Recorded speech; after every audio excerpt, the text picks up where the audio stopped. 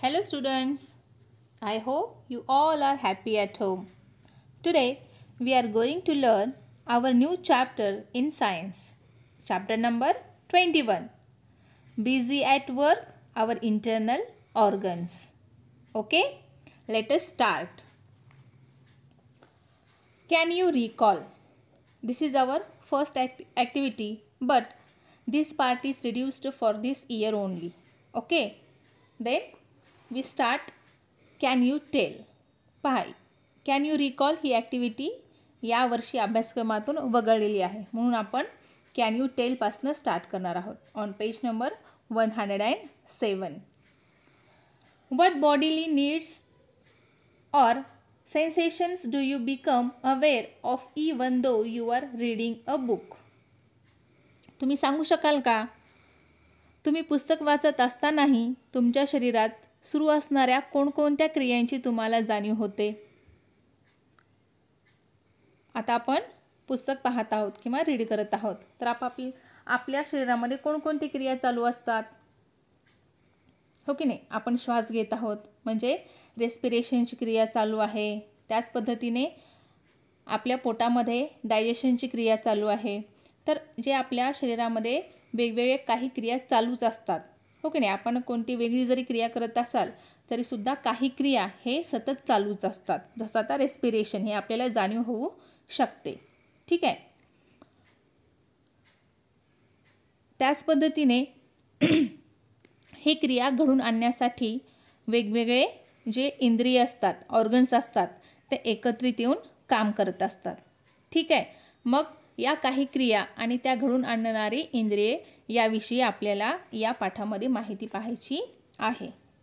तर फर्स्ट आहे respiration. Respiration म्हणजे श्वसन, श्वासोश्वास करणे, या क्रियेला श्वसन असं म्हणतात. We need air, water and food to live. हो की नाही? आपल्याला जगण्यासाठी हवा, पाणी आणि अन्न या 3 गोष्टींची गरज असते. आवर बॉडी गेट्स ऑक्सिजन. हो की नाही? आपल्या शरीराला ऑक्सिजन हे कशातून मिळते? आजूबाजूच्या हवेतून किंवा वातावरणातून आपल्याला ऑक्सिजन वायू लागते आणि ऑक्सिजनचं महत्त्व आपल्याला माहिती आहे. ऑक्सिजन नसेल तर आपण जिवंत राहू शकत नाही. We get this oxygen from the air through breathing. हो की नाही? श्वसन या क्रियेमुळे आपल्याला बाहेरील जे ऑक्सिजन आहे ते आपल्या शरीराला मिळते.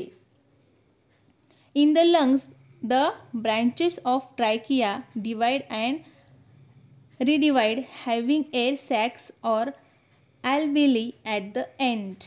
On page number 108 you have given the diagram of the respiratory system. पहा, पेज नंबर 108 108 यावर तुम्हाला द रेस्पिरेटरी सिस्टीम म्हणजे श्वसन संस्था याची आकृती दिलेली आहे. तर ती आकृती तुम्ही काळजीपूर्वक पहा. In the lungs, the branches of trachea divide and redivide, having air sacs or alveoli at the end. पहा, तुम्ही जर ही आकृती पाहिला तर सुरुवातीला तुम्हाला ह्या रेस्पिरेटरी सिस्टीमचे काही ऑर्गन्स दिसतात. पहा, पहिल्यांदा काय आहे? नोज दिसते का? नाक. नेक्स्ट ट्रायकिया और विंड पाईप मीन्स श्वसन नलिका. नेक्स्ट आहे लंग्स, फुफ्फुसे. अँड लास्टली डायफ्राम मीन्स श्वासपटल. These are the organs which work together for the respiratory system.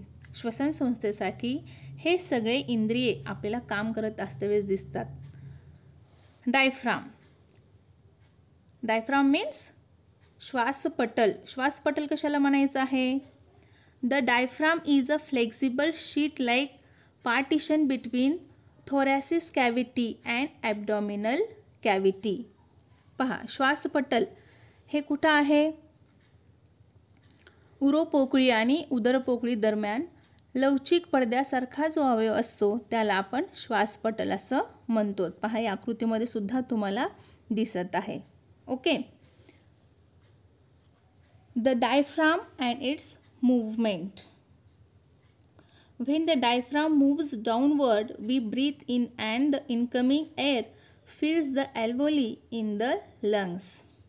पहा, ज्यावेळेस श्वासपटल खालच्या दिशेने सरकते तेव्हा श्वासावाटे हवा नाकावाटे येऊन श्वासनलिका व तिच्या शाखातून पुढे वायुकोशामध्ये भरते.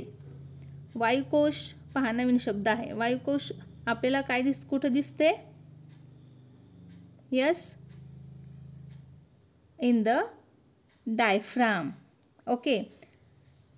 When the diaphragm moves upwards, air in the lungs is pushed out.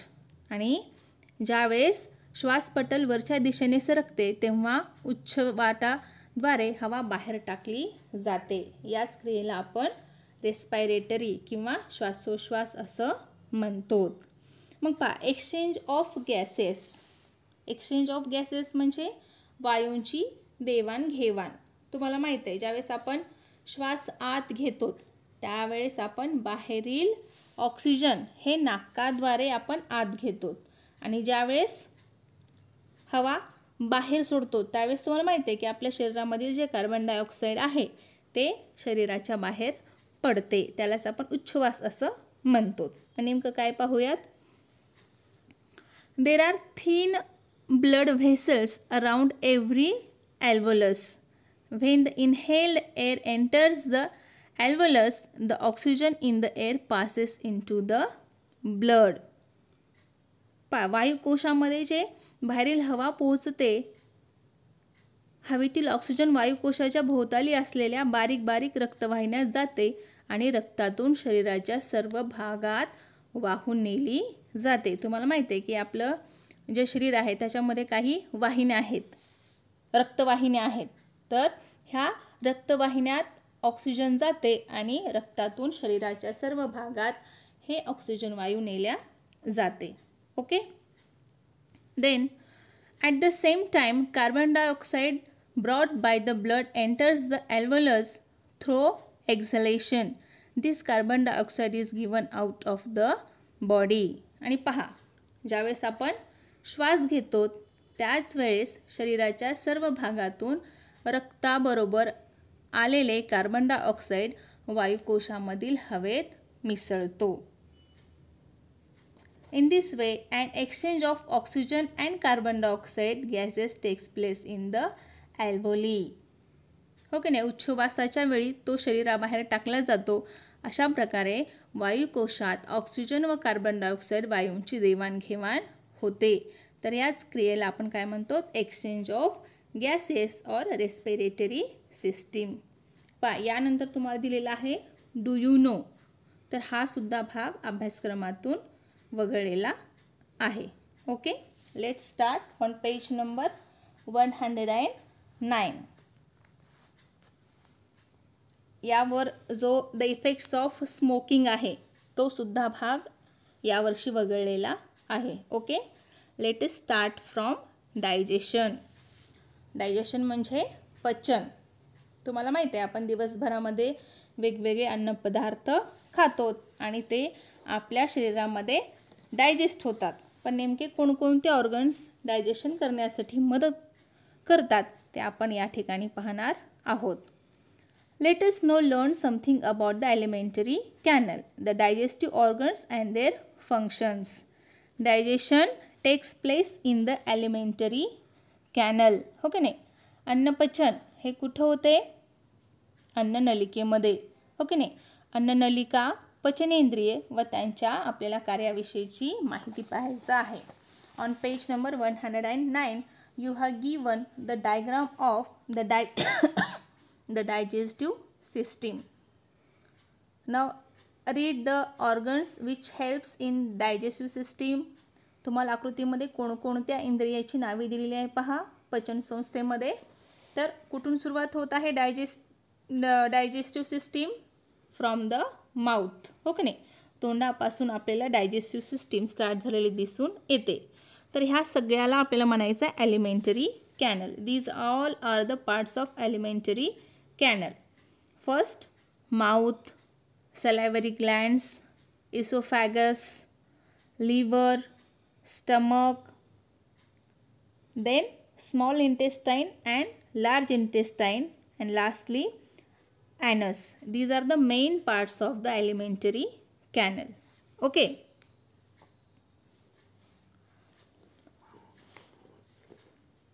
Mouth means तोंड, हो की नाही. Salivary gland means लाळ ग्रंथी. Esophagus means ग्रासिका.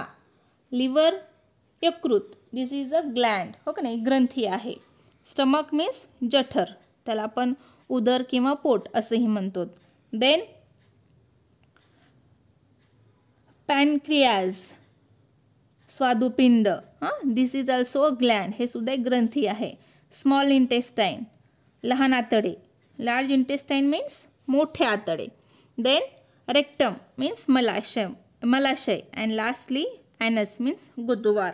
These are the parts of alimentary canal, हो की नाही. हे सगळे जे पार्ट्स आहेत हे कशाचे आहेत, ॲलिमेंटरी कॅनलचे. Okay. The alimentary canal starts from the mouth and ends in the anus. Alimentary canal हे कुठून सुरुवात झालेली आहे, माउथपासून, आणि शेवट काय आहे, anus. All the organs concern with digestion of food are called digestive organs, हो की नाही. हे जे सगळे ऑर्गन्स आहेत, हे जे सगळे अवयव आहेत, आपण त्याला काय म्हणतो, डायजेशनसाठी मदत करणारे अवयव, हो की नाही. एखादे आता जसं डोळे आहेत, डोळे हे ऑर्गन आहेत. डोळे हे काय करतात, पाहण्याचं कार्य करतात. तर पाहण्याचं कार्य कोण करते असं म्हटल्यानंतर तुम्ही डोळे असं लगेच सांगता, कारण एकच ऑर्गन, एकच इंद्रिय या कार्यासाठी काम करतो. पण डायजेशनचं तसं आहे का, नाही. यासाठी वेगवेगळे ऑर्गन्स एकत्र आलेले आहेत आणि ते काम करत आहेत. यालाच आपण काय म्हणतो, digestive organs. Okay. Some digestive glands also help in the process of digestion. तर ज्या पद्धतीने वेगवेगळे अवयव डायजेशनसाठी मदत करतात, अगदी त्याच पद्धतीने काही डायजेस्टिव्ह ग्लँड्स आहेत. डायजेस्टिव्ह ग्लँड्स मीन्स काही अन्नग्रंथी आहेत, तर हे ग्रंथीसुद्धा डायजेशनसाठी मदत करतात. They are closely connected with the digestive system. म्हणूनच ह्या सिस्टीमशी ते अतिशय जवळ काय झालेले आहेत, कनेक्ट झालेले आहेत. Okay. On the next page, okay, you have to draw this diagram in your notebook. Okay, first we have seen the diagram of respiratory system, and on page number 109 the digestive system. Okay, now on the page number 110. Okay, on this page also, do you know, हा जो भाग आहे हा सुद्धा अभ्यासक्रमातून वगळलेला आहे. The different parts of alimentary canal have different structures and functions. These different parts are called the digestive organs. Certain glands outside the alimentary canal assist the process of digestion. पहा, आपण वेगवेगळे भाग पाहिलेले आहेत, parts of alimentary canal. Mouth, what is a function of mouth. आता आपण alimentary कॅनलचे भाग पाहिलेले आहेत. पहिलं पाहिलेलं आहे तोंड, हो की नाही, माउथ ज्याला म्हणतो. मग त्याचं कार्य काय आहे, the process of digestion begins in the mouth, हो की नाही. आता तोंडामध्ये, माउथमध्ये कोणकोणते अवयव आहेत तुम्हाला माहीत आहेत, टीथ आणि टंग. तर ह्या दोन्हीचं कार्य काय आहे, teeth bytes the food, it broken into very small pieces and convert into the bolus, and it is swallow with the help of tongue, and the bolus passes through the esophagus into the stomach. पहा, तोंडाचं कार्य काय आहे की आपण ज्यावेळेस अन्न आपल्या तोंडामध्ये टाकतो त्यावेळेस काय करतो, तोंड, दात जे आहेत तोंडातले ते अन्न बारीक करतात आणि आपल्या घशामध्ये आणि कानशिळ्याजवळ जे सलावा नावाची ग्रंथी आहे ते आपल्या अन्नामध्ये मिक्स होते आणि आपलं अन्न खूप सॉफ्ट होतो. सॉफ्ट म्हणजे मऊ होतो, एक अन्नाचा गोळा तयार होतो आणि तो जिभेच्या मदतीने तो अन्न इसोफॅगसमध्ये म्हणजे ग्रासिकेमध्ये मार्फत जठरात जातो. जठरात म्हणजे आपल्या पोटामध्ये पोहोचतो. ओके.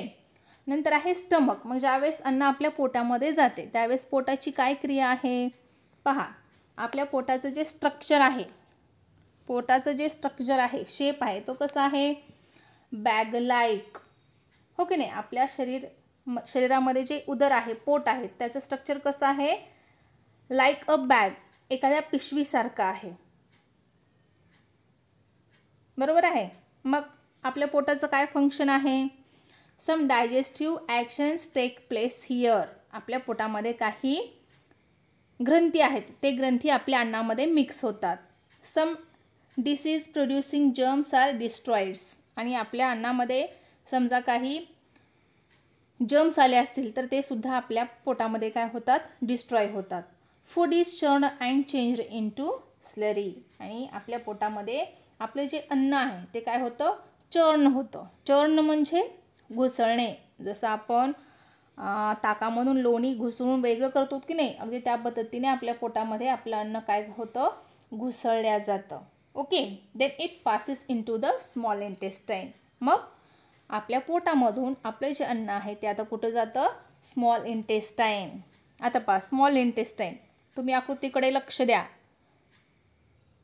आकृतीचं निरीक्षण करा म्हणजे तुम्हाला कळेल हे जे पार्ट्स आहेत ते. पहिल्यांदा आपण काय पाहिलेलं आहे, माउथ, नंतर पाहिलेलं आहे इसोफॅगस, नंतर स्टमक, आणि आता आपण पाहणार आहोत small intestine. What is the structure of small intestine. तुम्हाला स्मॉल इंटेस्टाईन कसं दिसत आहे बरं, नॅरो ट्यूब. हो का नाही, एखाद्या ट्यूब लाईक, एखाद्या नळीसारखा हा जो भाग आहे आपल्याला दिसतो. आणि तुम्हाला माहिती असायला पाहिजे, it is the 7 meters length. The small intestine of an adult is about 7 meters long. हो की नाही. अडल्ट माणसामध्ये हे जे स्मॉल इंटेस्टाईन आहे याची लांबी किती आहे, 7 meters. Okay. The digestive juices in the intestine bring about several digestive processes and completes the process of digestion. Small इंटेस्टाईनमध्ये डायजेशनची क्रिया काय होते, कंप्लीट होते. आणि स्मॉल इंटेस्टाईनमध्येच absorbs the useful digested food material. आपल्या अन्नामध्ये जे जे महत्त्वाचे घटक आहेत, जे जे आपल्या शरीराला नरिशमेंट देतात, जे जे पोषक घटक आहेत, हे सगळे घटक आपल्या स्मॉल इंटेस्टाईनमध्ये काय केल्या जातात, ॲब्झॉर्ब केल्या जातात. पहा, absorb into the blood and lastly the remaining substances pass into the large intestine. आणि जो रिमेनिंग पार्ट आहे, जो राहिलेला शिल्लक भाग आहे, तो कुठे जातो, लार्ज इंटेस्टाईनमध्ये. ओके. आता लार्ज इंटेस्टाईनचं स्ट्रक्चर कसं आहे, हो की नाही, broad tube. This is the broad tube. आणि जे स्मॉल इंटेस्टाईन आहे तो कसा आहे, नॅरो ट्यूब. स्मॉल इंटेस्टाईन आपल्याला अरुंद दिसतो, पण जो लार्ज इंटेस्टाईन आहे तो कसं दिसतो, त्याच्यापेक्षा थोडा मोठा अरुंद आपल्याला असलेला दिसून येतो. आणि याची जी लांबी आहे ते किती आहे, 1.5 meters. आणि पहा मग लार्ज इंटेस्टाईनचं काय फंक्शन आहे, त्याचं काय कार्य आहे, ॲब्झॉर्प्शन ऑफ वॉटर. आपल्या शरीरामध्ये जे पाणी आहे ते ॲब्झॉर्प्शन करण्याचं कार्य हे लार्ज इंटेस्टाईनमध्ये होते. नंतर आहे collection and storage of faeces for some time. आपल्या डायजेशनमधला जो शिल्लक असलेला भाग आहे, रिमेनिंग जो सबस्टन्सेस आहे, तो या ठिकाणी काय केला जातो, ॲब्झॉर्ब केला जातो. Much of the water in the remaining substances is absorb into the body and faeces or stool are formed. जो आपल्या शरीराला आवश्यक नसलेला जो भाग आहे या ठिकाणी ॲब्झॉर्ब केला जातो. आणि lastly the faeces collect in the rectum for some time, later they are expelled from the body through the anus. ॲनसद्वारे हा जो शिल्लक असलेला भाग आहे तो आपल्या शरीराच्या बाहेर फेकला जातो. तर अशा पद्धतीने डायजेशनची क्रिया आपल्याला ॲलिमेंटरी कॅनलमध्ये झालेली दिसून येते. मग तुम्हाला पाठ करायचा आहे alimentary canal, parts of alimentary canals. सांगता येईल का बरं.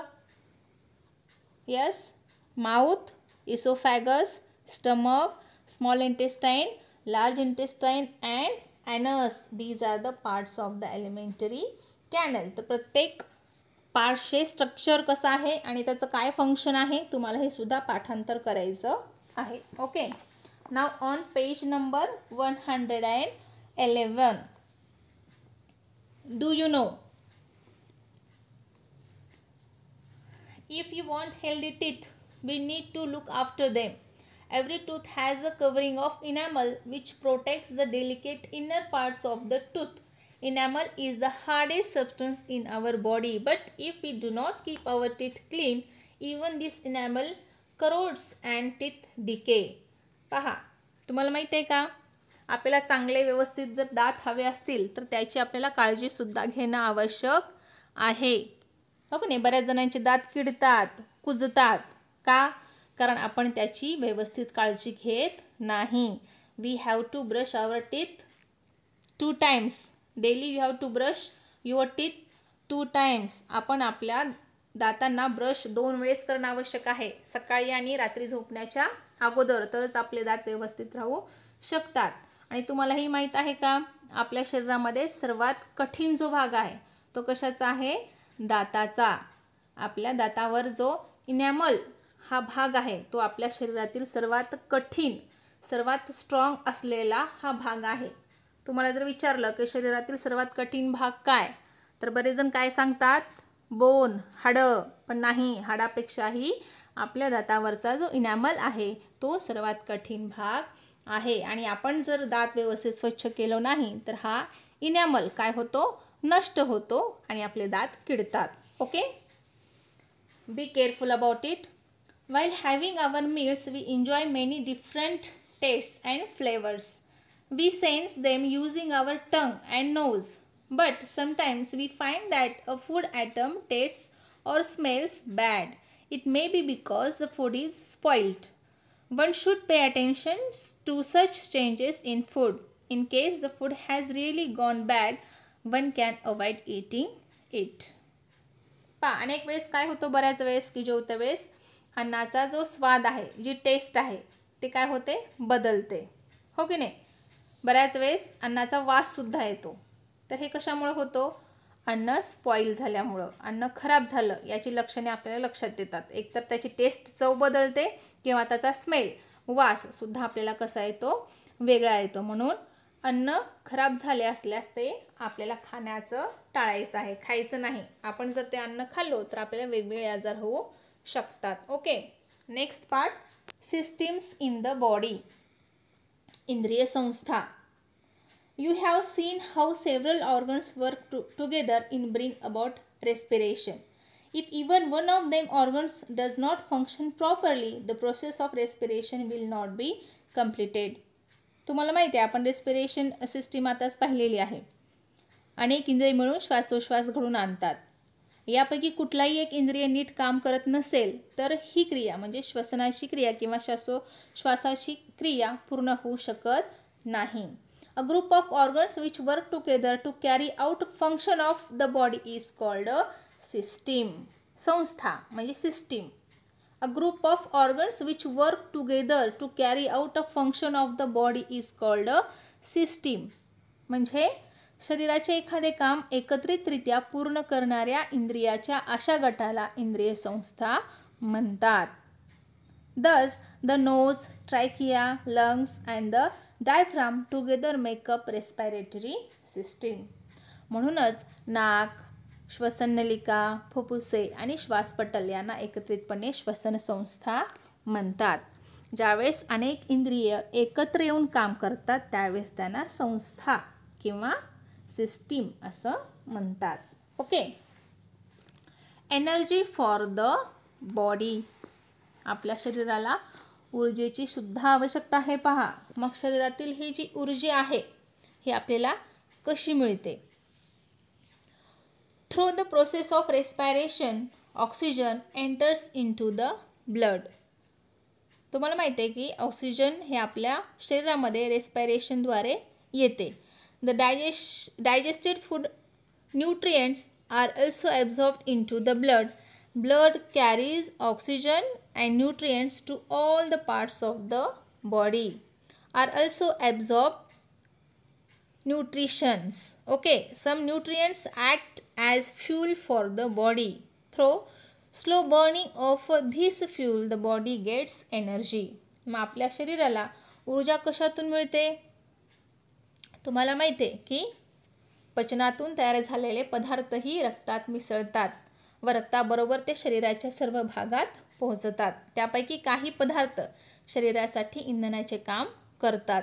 तर हे जे फूड कॉन्स्टिट्युएंट्स आहेत हे तुम्हाला पुढच्या वर्षी आहेत अभ्यासक्रमामध्ये. जे कार्बोहायड्रेट्स आहेत, प्रोटीन्स आहेत, फॅट्स आहेत, मिनरल्स आहेत, विटॅमिन्स आहेत, हे जे अन्न घटक आहेत हे अन्न घटकामुळे आपल्या शरीराला ऊर्जा मिळत असते आणि हे अन्न घटक हे आपल्या अन्नातून आपल्या शरीरामध्ये जातात. तर याची सविस्तर माहिती आहेच पुढे आपण पुढल्या वर्षी पाहणारच आहोत. ओके, आता तुम्हाला एवढंच लक्षात ठेवायचं की शरीराला ऊर्जा हे वेगवेगळ्या अन्न घटकातून आपल्याला मिळत असते. ओके, नेक्स्ट आहे सर्क्युलेशन ऑफ ब्लड. त्यालाच म्हणतात रक्ताभिसरण. ओके नाही, आपल्या शरीरामध्ये रक्त असतं, माहिती आहे तुम्हाला, ब्लड्स असतं. मग हे क्रिया कशी होते? Blood circulation is the process of keeping the blood flowing through all the parts of the body. पहा, आपल्या शरीरामध्ये जे रक्त आहे ते सतत वाहत असते. पहा, शरीराच्या सर्व भागात आपल्याला रक्तवाहिन्या दिसतात आणि ह्या रक्तवाहिन्यातून रक्ताभिसरण म्हणजे रक्ताची ये-जा हृदयाकडून अवयवाकडे आणि सर्व अवयवाकडून हृदयाकडे ही जी क्रिया आहे ही सतत चालू ठेवते. पण हे रक्त वाहत ठेवण्याचे काम कोण करते माहिती आहे का तुम्हाला? यस, पहा, you know that the heart continuously contracts and relaxes for this very purpose. A network that consists of tubes or vessels that carry blood away from the heart and those that brings blood back to the heart is spread throughout the body. पहा, हे काम होण्यासाठी जे हृदय आहे तो हृदय सतत काय होतो? Contracts and relax. Contracts means आकुंचन अँड रिलॅक्स मीन्स शिथिलीकरण. उदाहरणामध्ये तुम्ही हे पाहिलात का? ॲटो रिक्षांचा जो पॉव पॉव करणारा हॉर्न असतो पहा, त्याला दाबले की तो काय होतो? आकुंचन पावतो आणि सोडल्यानंतर काय होतो? प्रसरण पावतो. तर अगदी त्याच पद्धतीने आपला हृदयसुद्धा कशा पद्धतीने काम करतो? Contracts and रिलॅक्सेस. ओके, तर अशाच पद्धतीने हृदयापासून रक्त वाहून नेणाऱ्या तसेच फिरून परत हृदयापर्यंत रक्त आणणाऱ्या रक्तवाहिन्यांचे एक जाळे आपल्या शरीरामध्ये पसरलेले असते. The process of keeping the blood flowing through all parts of the body is called blood circulation. पहा, शरीरात रक्त सतत फिरत ठेवण्याच्या क्रियेला रक्ताभिसरण असे म्हणतात. Okay, this is the definition of blood circulation. What is the blood circulation? The process of keeping the blood flowing through all parts of the body is called blood circulation. Okay, now see, the hearts and the network of blood vessels together form the circulatory system. As long as we are alive, the process of blood circulation goes on continuously, day and night. पहा, आपल्या शरीरात रक्तातून oxygen व्यतिरिक्त असंख्य पदार्थ एका भागातून दुसऱ्या भागात पोहोचले जातात. तेही रक्ताभिसरणामुळे शक्य होते आणि त्याच पद्धतीने हृदय आणि रक्तवाहिन्यांच्या जाळ्यात मिळून रक्ताभिसरण संस्था तयार होते. आपण जिवंत असेपर्यंत रक्ताभिसरणाचे काम हे रात्रंदिवस चालूच असते. असं झालेलं आहे का? आपण रात्री झोपलो आणि आपलं रक्ताभिसरण क्रिया थांबलं, असं शक्य आहे का? नाही. काही जे क्रिया आहेत, काही जे प्रोसेस आहेत ते कशा आहेत? कंटिन्युअस चालूच असतात. जसं रेस्पिरेशन आहे त्याच पद्धतीने सर्क्युलेशनसुद्धा आहे. Okay, on page number 112 you have given the diagram of the circulatory system.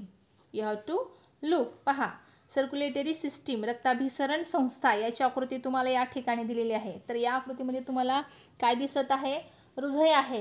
दिसते का? पहा, हृदय माहीत आहे तुम्हाला, हो की नाही? हृदयापासून हे आपल्याला काही ब्लड व्हेसल्स दिसतात.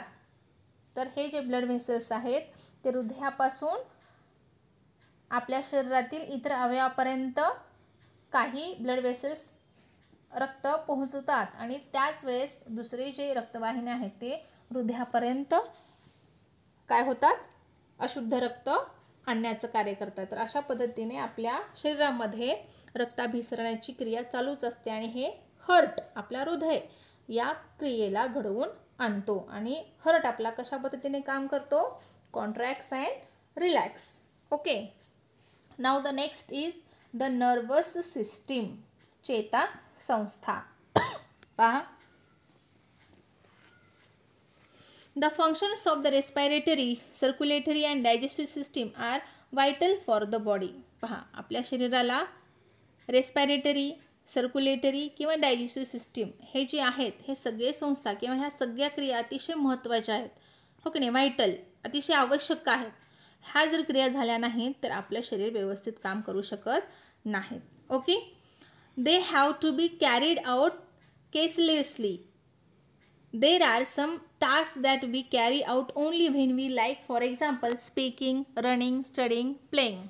पहा, आपल्या शरीराद्वारे असे काही क्रिया घडतात जे की आपली इच्छा असते किंवा आपल्याला वाटतं त्यावेळेस आपण ती क्रिया करू शकतो. उदाहरणामध्ये स्पीकिंग आहे, ज्यावेळेस बोलायचं आहे त्याच वेळेस आपल्या मनाने आपण बोलू शकतो, हो की नाही? ह्या सगळ्या ज्या गोष्टी आहेत, ह्या सगळ्या ज्या क्रिया आहेत याच्यावर आपला नियंत्रण असतो, हो की नाही? बोलण्यावर आपला नियंत्रण असतो, रनिंग, पळणे, काम करणे.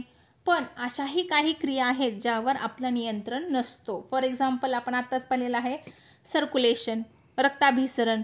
हे आपल्याला वाटलं की नाही आता आपलं रक्ताभिसरण होऊ नये, थांबावं, तर हे शक्य आहे का? नाही. तर आपल्या शरीरामध्ये काही कंटिन्युअस प्रोसेस आहेत जे की आपल्या नियंत्रणाच्या, आपल्या इच्छेच्या व्यतिरिक्त सुद्धा होऊ शकतात. मग पहा, you have learn that coordination means paying attention to all the different functions and ensuring that they all occur at the right time and in the right manner. Maintaining this coordination is the function of the brain. पहा, ह्या जे सगळे क्रिया आहेत ह्या सर्व प्रकारच्या क्रियेवर, कामावर लक्ष ठेवून ती योग्य त्या वेळी, योग्य त्या पद्धतीने होतील याची खात्री करणे याला काय म्हणतात? कोऑर्डिनेशन, म्हणजे समन्वय साधने. हे तुम्ही शिकला आहात. तर असा जो समन्वय आहे किंवा कोऑर्डिनेशन आहे, हे समन्वय कोण घडून आणतो? ब्रेन, मेंदू, हो की नाही? आपला ब्रेन सुद्धा खूप महत्त्वाचा पार्ट आहे शरीरामध्ये, कारण मेंदू आणि शरीराच्या विविध भागामध्ये सतत संपर्क असतो, कोऑर्डिनेशन असतो. पहा, this is a network of nerves that carry messages to and fro between the brain and the parts of the body.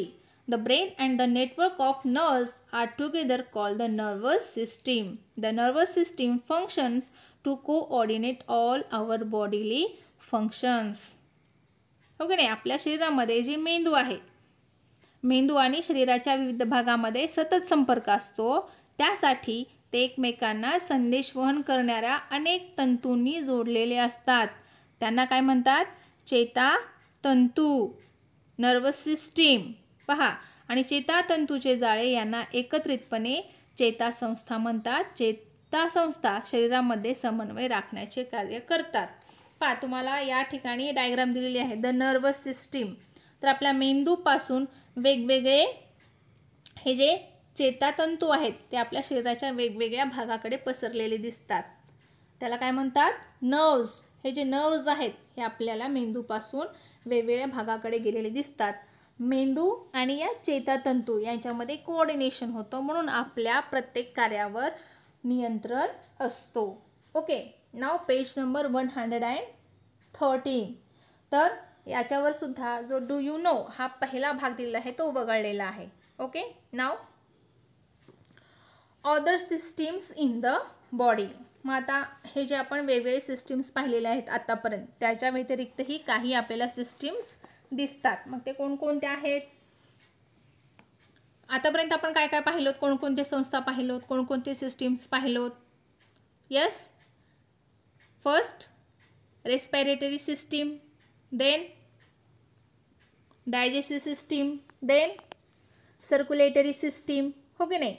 आणि आता आपण पाहिलेलं आहे नर्वस सिस्टीम. तर याच्या व्यतिरिक्तही काही भाग आपल्याला दिसून येतात. For example, the skeletal system gives support and shape to the body and protects the important organs inside it. The excretory system expels the waste substances that are formed in the body. पहा, आपल्या शरीराला आधार देण्याचं, आकार देण्याचे काही इंद्रिये काम करतात. त्याला काय म्हणतात? Skeletal system. नंतर आहे the excretory system. Excretory system म्हणजे काय म्हणतो आपण त्याला? उत्सर्जन संस्था. हे जे उत्सर्जन संस्था आहे हे सुद्धा आपल्या शरीरामध्ये कार्य करते. आपल्या शरीराला जो आवश्यक घटक लागत नाही आपण खाल्लेल्या अन्नामधून, त्याला टाकाऊ पदार्थ म्हणतात. तर हे टाकाऊ पदार्थ शरीराबाहेर टाकण्याचं कार्य हे कोण करतं? उत्सर्जन संस्था. त्याला आपण एक्सक्रीटरी सिस्टीम असं म्हणतो. त्याच पद्धतीने the working of all the systems is extremely complex but it is important to have information about them. पहा, ह्या जे सर्व संस्था आहेत, हे संस्था किंवा त्यांची कार्य हे अत्यंत गुंतागुंतीची आहे. त्याशिवाय आपण या सगळ्यांची माहिती पाहिलेलीच आहे. मग आता आपण काय काय शिकलेलो आहोत पहा. What we have learned. First, a group of organs that together carry out some functions of the body is called a system. पहिल्यांदा आपण काय पाहिलेलं आहे? संस्था, इंद्रिय संस्था. शरीराचे एखादे काम मिळून पूर्ण करणाऱ्या इंद्रियांना एकत्रितपणे आपण काय म्हणतो? सिस्टीम किंवा इंद्रिय संस्था. The nose, trachea, lungs and diaphragm are organs that form the respiratory system. नाक, श्वसननलिका, फुफ्फुसे, श्वासपटन मिळून श्वसन संस्था बनते. त्याच पद्धतीने नंतर आपण काय पाहिलेलं आहे? The mouth, esophagus, stomach, small intestine, large intestine, rectum and anus and certain glands outside the alimentary canal are the organs of the digestive system. Okay, these are all about the digestive system. पचन संस्था याविषयी आपण माहिती पाहिलेली आहे. तर त्याचे वेगवेगळे भाग सुद्धा आपण पाहिलेले आहेत, हो की नाही. तोंड, ग्रासिका, जठर, लहान आतडे, मोठे आतडे, मलाशय आणि गुदद्वार. आणि त्याच पद्धतीने अन्ननलिकेच्या बाहेर असणाऱ्या काही ग्रंथी याचा सुद्धा पचन संस्थेमध्ये समावेश होतो. Then other system like the circulatory system, the skeletal system, the excretory system also take care of other important functions of our body. The nervous system coordinates all the functions of the body. आपल्या शरीरामध्ये वेगवेगळे संस्था कार्यरत आहेत हे आपण पाहिलेलंच आहे. The nervous system coordinates all the functions of the body. पहा, आपल्या शरीरामध्ये जे वेगवेगळे संस्था आहेत ते एकमेकांशी कोऑर्डिनेट असलेले आपल्याला माहीत आहेत. For us to lead a healthy life all our system must function smoothly. पहा, मग हे जे सगळे संस्था आहेत किंवा सिस्टीम्स आहेत हे कसे पाहिजे? आपल्याला व्यवस्थित सुरळीतपणे चालू राहणं आवश्यक आहे. तरच आपण निरोगी आयुष्य जीवन जगू शकतो. यामध्ये एकही जर संस्था बिघडली तर आपलं आरोग्य काय होतो? बिघडतो. म्हणून निरोगी राहण्यासाठी हे जे सगळे सिस्टीम्स आहेत यांचे कार्य व्यवस्थित होणं आवश्यक आहे. Okay, you have to solve all the questions exercise on page number 114 in your science notebook. ठीक आहे, तुमच्या वहीमध्ये तुम्हाला या पाठाचे प्रश्नोत्तर एक्सरसाइज लिहून ठेवायची आहेत. Okay, in this way we have learn this lesson. For better understanding read this chapter again and again and watch this video again and again. Okay, thank you.